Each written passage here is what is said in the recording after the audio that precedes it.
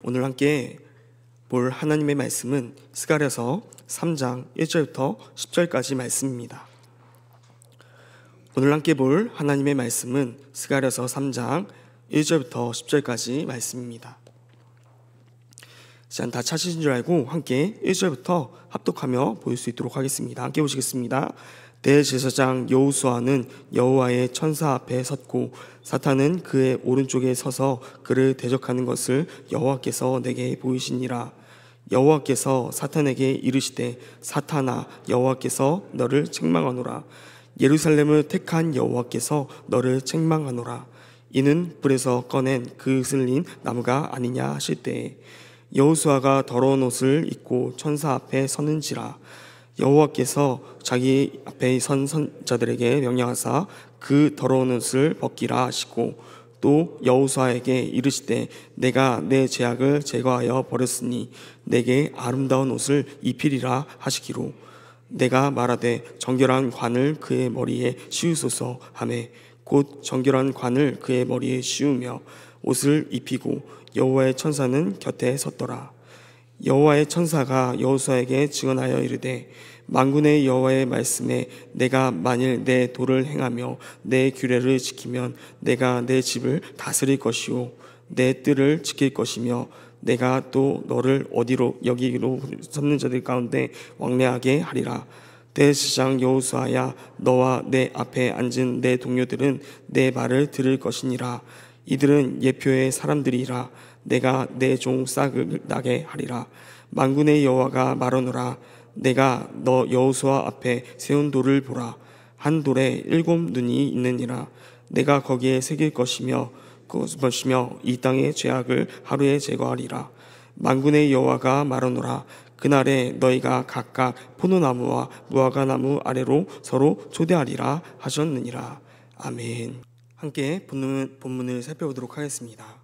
어제 말씀을 통해 세 번째 환상, 측량줄을 잡은 사람에 대해서 살펴보고 보호하심으로 회복시키심에 대해서 자세히 살펴보며 마지막으로 관계의 복을 나누면서 마쳤습니다. 오늘은 네 번째 환상으로 고발하는 사탄과 재판을 받는 여호수아에 대해서 나누게 됩니다. 그런데 하나님과 관계가 회복되려면 가장 먼저 무엇이 회복되어야 될까요? 바로 죄사함입니다. 우리에게 죄가 있다면 하나님과의 관계를 회복할 수가 없기 때문입니다. 하나님은 공의로우시며 정의로우신 분이시기 때문입니다. 그렇게 오늘 본문의 시작은 사탄의 고발로 인해 재판과 또 죄사함을 통한 회복시킴과 또 그 후에 그 회복으로 인해 다시 위임받는 제사장 직분에 대해서 말하고 있습니다. 먼저 1절부터 4절은 재판과 제사함에 대해서 말하고 있습니다. 1절부터 함께 살펴보도록 하겠습니다. 오늘 본문 1절 보면은 측량줄을 잡은 자 이후 다시 새로운 환상으로 시작되는데 우리가 잘 아는 인물이 나옵니다. 바로 대제사장 여호수아입니다. 여호수아는 여호와의 천사 앞에 섰습니다. 그리고 그 오른쪽에 사탄이 서 있습니다. 그것은 당시 재판의 모습이기도 했습니다. 여호와의 천사의 위치는 하나님을 대리하여 재판장 위치이며 또 사탄은 고발자로 여호수아는 고발당한 자로 등장하고 있는 것입니다. 그런 상황 가운데 우리는 이어지는 2절 이후로 사탄이 여호수아의 죄를 낱낱이 고발하는 것을 상상하게 되지만 오히려 하나님은 사탄을 꾸짖으십니다. 2절은 함께 읽어보도록 하겠습니다. 2절입니다. 여호와께서 사탄에게 이르시되 사탄아, 여호와께서 너를 책망하노라. 예루살렘에 택한 여호와께서 너를 책망하노라. 이는 불에서 꺼낸 그슬 나무가 아니냐 하실 때에.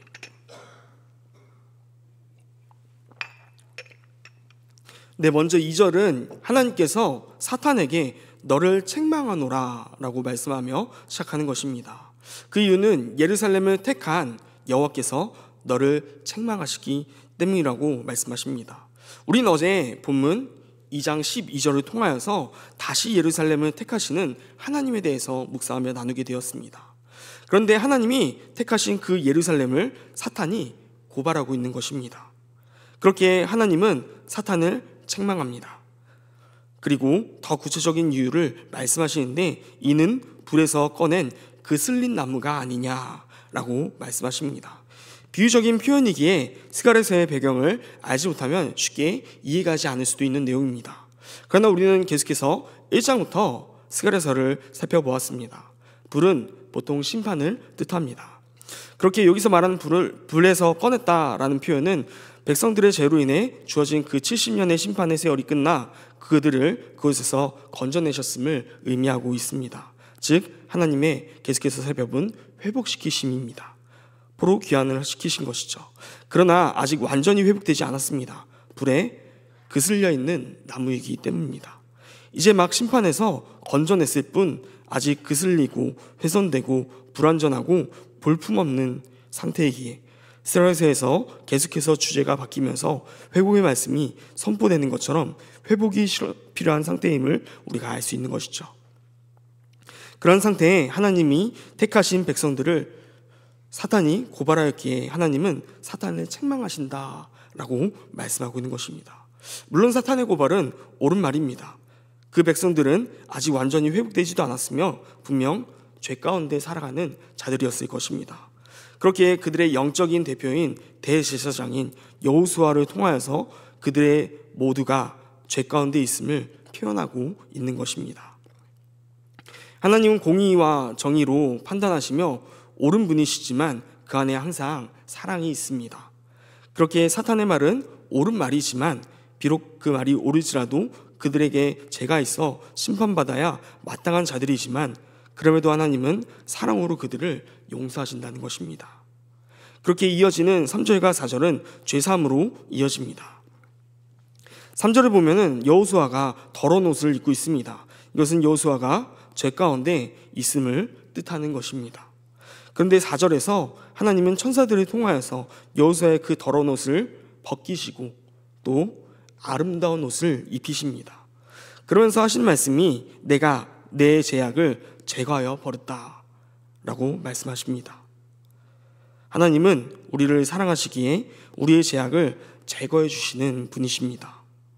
또한 3절과 4절을 통해 우리가 알 수 있는 것은 인간인 우리가 아무리 정결하기 위해 노력한다 할지라도 결코 스스로 죄에서 벗어날 수 없다는 것입니다. 하나님 우리의 죄악을 제거해 주시기 전까지는 우리는 그저 죄인일 뿐이라는 것입니다.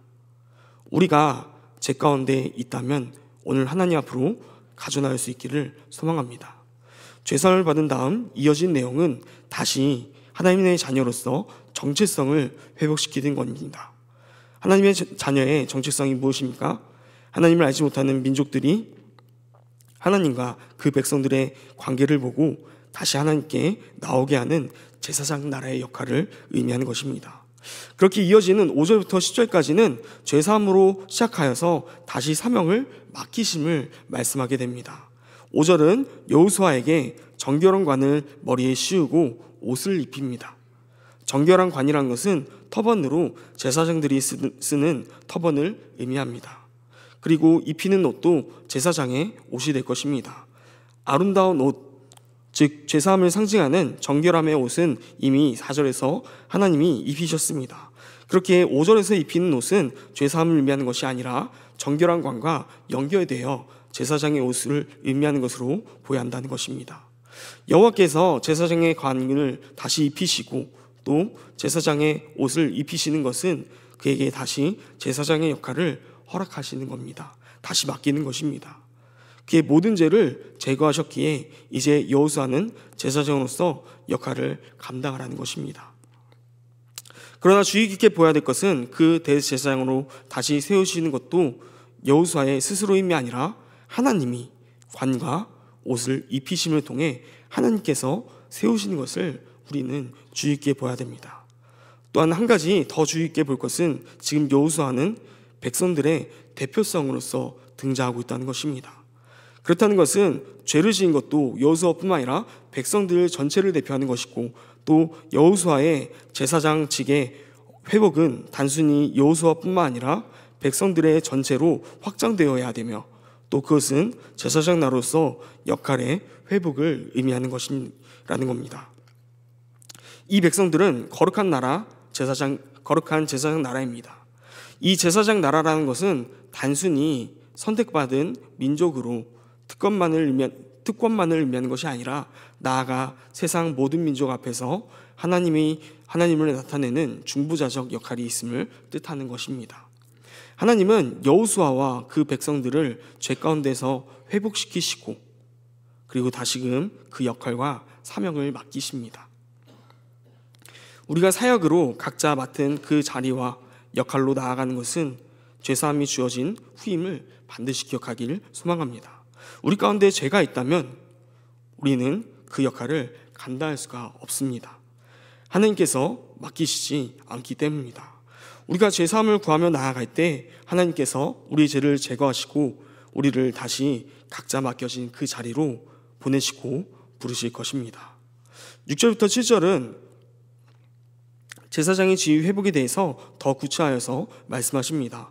여호와의 천사가 여호수아에게 말하는데 하나님의 도를 행하며 규례를 지키면 여호수아는 내 집을 다스릴 것이다 라고 말씀하고 있습니다. 여기서 내 집이라는 것은 성전을 의미합니다. 성경에서 하나님의 집을 성전으로 언급하기 때문입니다. 또 그리고 내 뜰을 지키며 라는 말씀도 하시는데 같은 의미로 성전의 뜰을 의미하는 것입니다. 즉 제사장의 지위가 완전히 회복되어서 제사장으로서 성전과 또 그 뜰 모든 것을 지키고 다스릴 것이라고 말씀하고 있는 것입니다. 또 여기 섰는 자들 가운데라는 것은 지금 환상 가운데 천사들 앞 이 천상회의를 의미하게 될 것입니다. 즉 하나님과의 소통이 가능할 것임을 계속해서 가능한 것임을 말하고 있는 것입니다.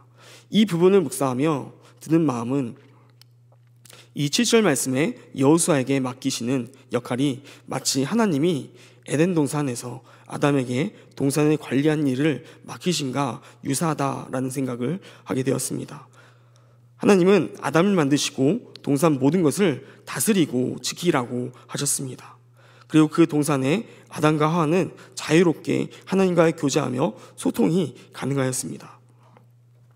여호수아에게 회복된 지위는 단순히 제사장의 지위 같지만 오늘 본문에 등장하는 표현들은 다스리고 지킴을 통하여서 마치 에덴 동산의 때를 떠올리게 하는 것입니다.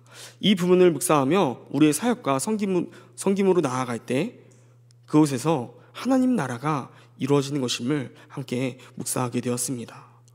그렇습니다. 우리가 하는 사역과 섬김, 모든 예배는 단순히 어떤 하나의 일이 아닙니다. 하나님 나라를 만들어가는 순간순간임을 기억하며 우리가 맡은 자리로 나아갈 수 있는 모두가 될 수 있기를 소망합니다. 이어서 8절은 여호수아와 동료들에 대해서 말씀하시는데 예표의 사람들이라고 말씀하십니다. 그러며 내가 내 종의 싹을 나게 하리라 라고 말씀하십니다. 여기서 싹이라는 것은 성경에 순이라는 단어로서도 많이 사용되며 메시아를 의미하는 것입니다. 갑자기 메시아가 등장하는 것으로 보일 수도 있지만 여호수아의 대제사장직과 하나님 나라에 대해서 나눴다면 당연히 모든 죄를 짊어지고 대제사장으로서 우리의 죄를 사하시며 하나님의 나라의 길로 여시는 메시아로 이어진 것은 자연스러운 흐름이 될 것입니다. 그렇기에 오실 메시아이자 참된 제사장이신 예수님은 제사장인 여호수아와 동료들을 통하여 예표되어진다는 것입니다.